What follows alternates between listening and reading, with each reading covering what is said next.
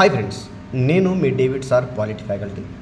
మనము భారత రాజ్యాంగము చారిత్రక నేపథ్యము అనే అంశముల నుండి ప్రీవియస్ ప్రశ్నలను మనం చూస్తూ ఉన్నాం. ఆ ప్రీవియస్ ప్రశ్నలో మనకి ఇక్కడ ఉన్నటువంటి క్వశ్చన్ ఏంటంటే, ఫోర్త్ ఎస్టేట్ అను పదమును సూచించున్నది ఏదన్నాడు. ఫోర్త్ ఎస్టేట్ అనే పదాన్ని సూచించేది ఏదేనంటే మనకు ప్రెస్. ఎగ్జామ్లో మనకి ఫోర్త్ ఎస్టేట్ గురించి అడిగాడు. మరి మొదటి ఎస్టేట్ ఏదేనంటే మత పెద్దలు, రెండవ ఎస్టేటు రాజకుటుంబాలు, మూడవ ఎస్టేటు సాధారణ ప్రజలు, నాలుగవ ఎస్టేటు మీడియా మరియు ప్రెస్, ఐదవ ఎస్టేటు సోషల్ మీడియా, ఆరవ ఎస్టేటు న్యాయ వ్యవస్థ. ఇట్లా మనం గుర్తుంచుకోవాలి. మనకి ఇక్కడ ఫోర్త్ గురించి అడిగింది కాబట్టి ఫోర్త్ దానికి ఆన్సర్ ఏంది? ఇక్కడ మనకి ప్రెస్ అనే అంశాన్ని ఇక్కడ గమనించండి.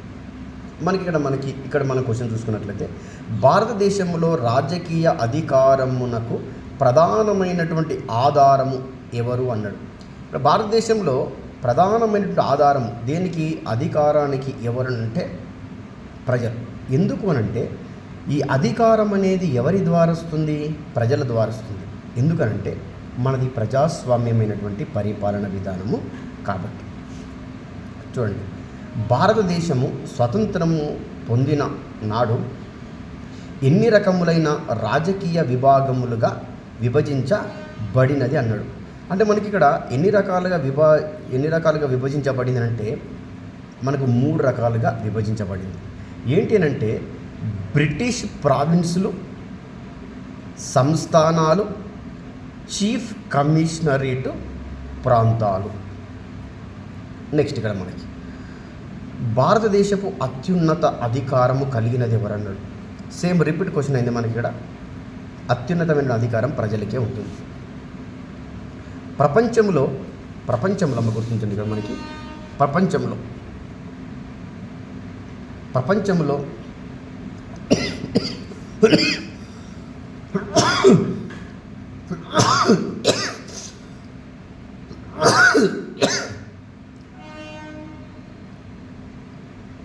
అతిపెద్ద ప్రజాస్వామ్య దేశం ఏదన్నాడు.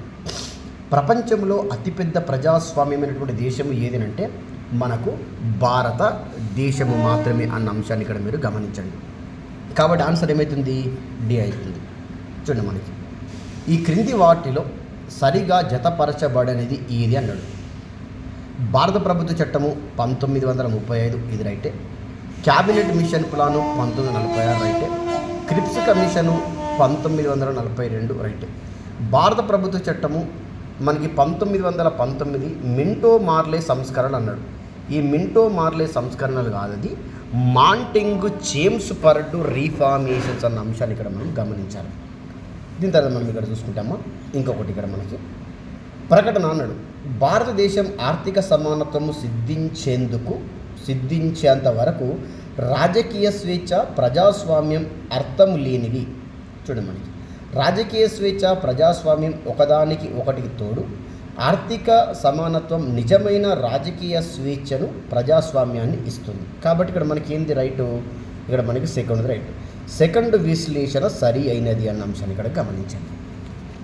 దీని తర్వాత నెక్స్ట్ క్వశ్చన్ ఇక్కడ మనం చూద్దాం. నెక్స్ట్ క్వశ్చన్ ఇక్కడ మనం చూసుకున్నట్లయితే మనకి క్వశ్చన్ ఏం కనిపిస్తుంది?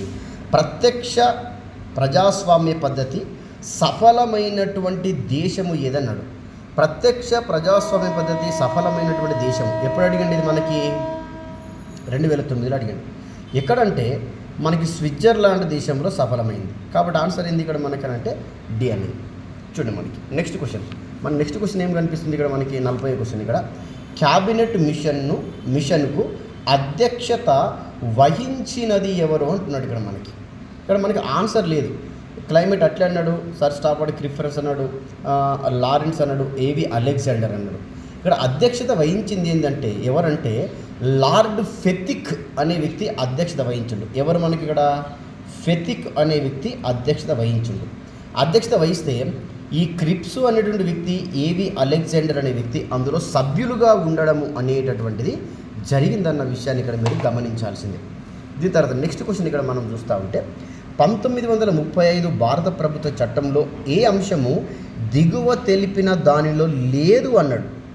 అఖిల భారత సమాఖ్య అనేది ఉంది, ఉభయ శాసన సభ్యత్వం అనేది ఉంది, రాష్ట్రాలకు స్వయం ప్రతిపత్తి అనేటువంటిది ఉంది. ఏం లేదు, కేంద్రంలోను రాష్ట్రంలో కూడా ద్వంద్వ శాసనసభ డయార్కీ ఉండుట ఇది లేదమ్మా. ఎక్కడుందంటే ఇది మనకి కేవలము రాష్ట్రంలో మాత్రమే ఉందన్న విషయాన్ని ఇక్కడ మీరు గమనించండి.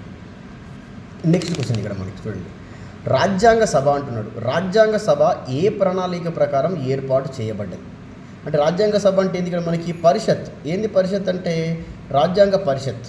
రాజ్యాంగ పరిషత్ని మనకి పండిత్ జవహర్ లాల్ రిపోర్టు ప్రకారమా, నెహ్రూ రిపోర్టు ప్రకారమా, లేకపోతే క్యాబినెట్ మిషన్ ప్రణాళికనా, క్రిప్స్ మిషనా, రాజగోపాలాచారి అంటే క్రిప్స్ మిషన్ ప్రకారం ఏర్పాటు చేసినారు రాజ్యాంగ సభను. ఈ క్రిప్స్ మిషన్ ఎప్పుడు ఏర్పాటు చేసినారు మరి 1946 సంవత్సరంలో భారతదేశానికి రావడం అనేది జరిగింది. చూడండి మళ్ళీ ఇంకో నెక్స్ట్ క్వశ్చన్ ఇక్కడ మనకి ఏముంది, ఈ క్రింది వారిలో సదిగా జతపరచబడినది అన్నాడు. ఇది 2011లో మనకు వచ్చింది. భారత ప్రభుత్వ చట్టము, cabinet machine plan, క్రిప్స్ commission repeat అయింది. చూడండి మన క్వశ్చన్, భారత ప్రభుత్వ చట్టము 1919 మింటో మార్లే అన్నాడు. మింటో మార్లే కాదు, ఇది ఏమంటున్నాం ఇక్కడ మనము మాంటింగ్ చేమ్స్ఫర్డ్ రీఫార్మేషన్స్. ఇక్కడ మనం చూసుకుంటే చూడండి మనకి ఇటీవల కాలంలో ప్రజాస్వామ్య దేశంగా మారినది ఏదంటున్నాడు. ఇటీవల కాలంలో ప్రజాస్వామ్య దేశంగా మారినటువంటి దేశము ఏది అని అంటే మనకి నేపాల్ దేశం. ఎప్పుడు మనకి 2015 సంవత్సరంలో.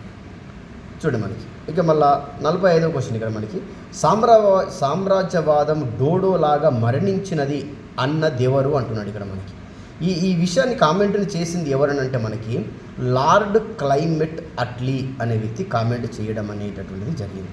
చూడమల్ల మనకి ఈ క్రింది వాణిలో భారతదేశంలో రాజ్యాధికారంలో ముఖ్యమైన ఆధారం మూలమైంది రాజ్యాంగము, పార్లమెంటు. సైడ్ ఉన్న ఇక్కడ మనకి ఆన్సర్ ఏముంటుంది అంటే ప్రజలు అని ఉంటుంది అనమాట, ప్రజలను ఉంటుంది. ఇవి మనకు ఈరోజు మనము నేర్చుకున్నటువంటి ప్రీవియస్ ప్రశ్నలు మరియు వాటి యొక్క సమాధానాలు. ఓకేనమ్మా. అలాగే డేవిడ్ సార్ పాలిటీ క్లాసెస్ అనే యాప్ని డౌన్లోడ్ చేసుకోండి, క్లాసెస్ వినండి, ఉద్యోగాన్ని సంపాదించండి.